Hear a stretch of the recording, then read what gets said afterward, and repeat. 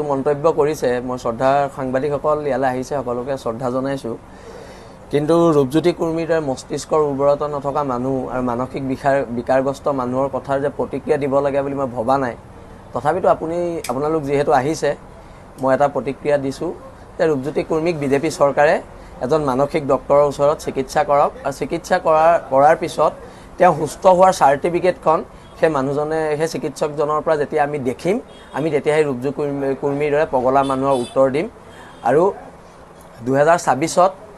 ৰূপজ্যোতি কুৰ্মীৰ দৰে মানসিক বিকাৰগ্ৰস্ত মানুহক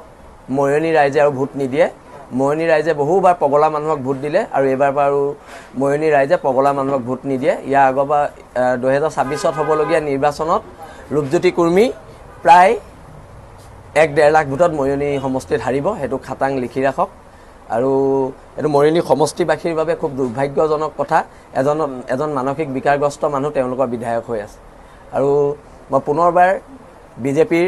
অসম ৰাজ্যিক নেতৃত্বক মই অনুৰোধ জনাইছোঁ ৰূপজ্যোতি কুৰ্মীক আমাৰ ডিব্ৰুগড়তে এখন আছে ভিজি বুলি তাত ভৰাই দিবলৈ অনুৰোধ জনাইছোঁ